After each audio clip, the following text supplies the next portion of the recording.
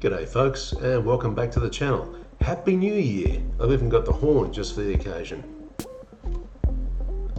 And if this is your first time clicking on the BigFella, not to worry, just hit that subscribe button and keep the notifications on. You'll get plenty more content coming right up. So it's now 2021 and we can kiss goodbye 2020.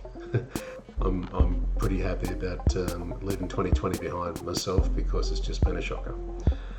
Anyway, I kind of need a shave as well.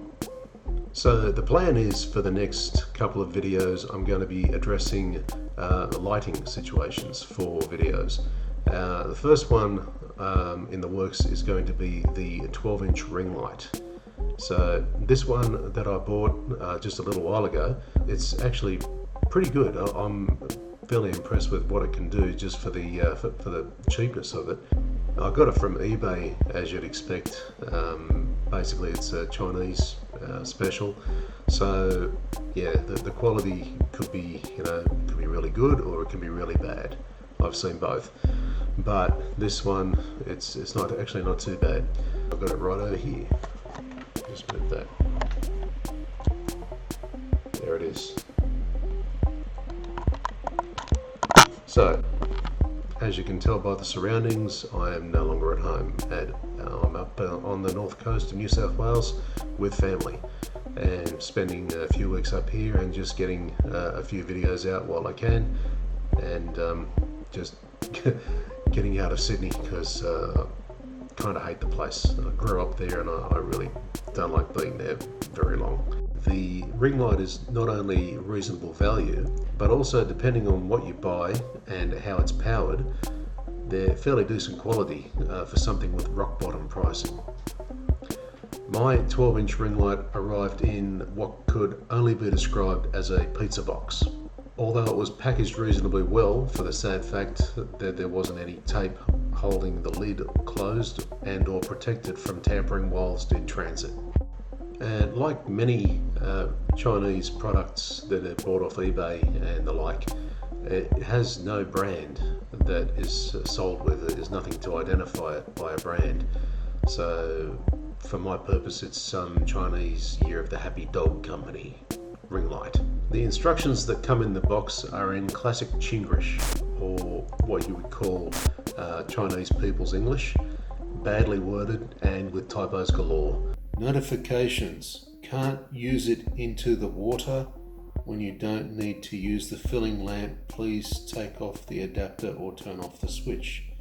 Don't allow the open or modify the filling lamp by yourself. Besides this, the print is in one of the smallest fonts conceivable. Literally only can be read through the use of a magnifying glass.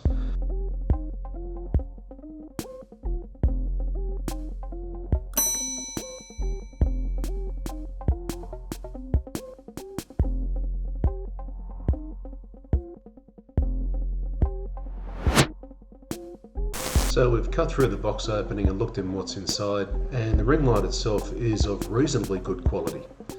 There's a 100 to 240 volt power adapter connecting up to a step-down DC transformer to power the LED with 12 volts.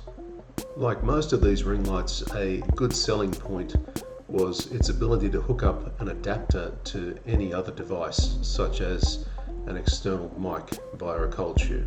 At the base of the ring light is a 1/4-inch threaded adapter, which seems to be a common theme among most, if not all, ring lights. Another one which I have is a 10-inch unit, which doesn't have the cold shoe adapter on the top, but it has a 1/4-inch thread in its place, and this is for top and bottom of the base. So now a bit about the functionality of the ring light. So this unit has 3 different modes: a cool white, a warm white, and a daylight, which fuses the 2 other modes together. In light color temperature, or Kelvin, the cool white is around 5600 K, the warm white is about 3400 K, and the daylight is in between at about 4300 K. And just a little bit more about the functionality of the controller for the ring light. It has 14 different steps or brightnesses that you can go through for each mode. and you can either click through them one at a time, or you can hold the up and down arrows independently and get a different type of brightness just scrolling through it smoothly. Now, I've already listed some of the pros, but here are some others. They're cheaply made and also very cheaply bought, reasonably good build quality, and very good light output options. As far as versatility goes, few items rank higher than the Ringlight. Okay, they can be used in virtually all circumstances as long as there's some way to power them. This particular unit with its cold shoe base can house my external mic, a mobile phone holder, or even my very old AVC Everio camcorder, which I often use it for. With a ring light like this, they're kind of, like I said, cheaply made, so it's a pro and a con, but you can tell that the plastic is fairly thin, it seems a bit flimsy, and is almost ready to break. Besides that, there is a power adapter which is not really fit for Australian power sockets, as it doesn't really conform to Australian standards. Usually what they have is the sheath covering the active and neutral pins. This is a practice that was introduced as part of Australian standards back in 2005, and even though it's more than 15 years old now, it's something that the Chinese manufacturers still haven't really all caught up to yet. So that's about it for now, guys. I've got another video coming out fairly soon, and perhaps another vlog from up here on the North Coast. As usual, like, comment, share and subscribe. And I'm thinking the video for next week will probably be another light video, but a little bit more significant. I'll talk about key lighting.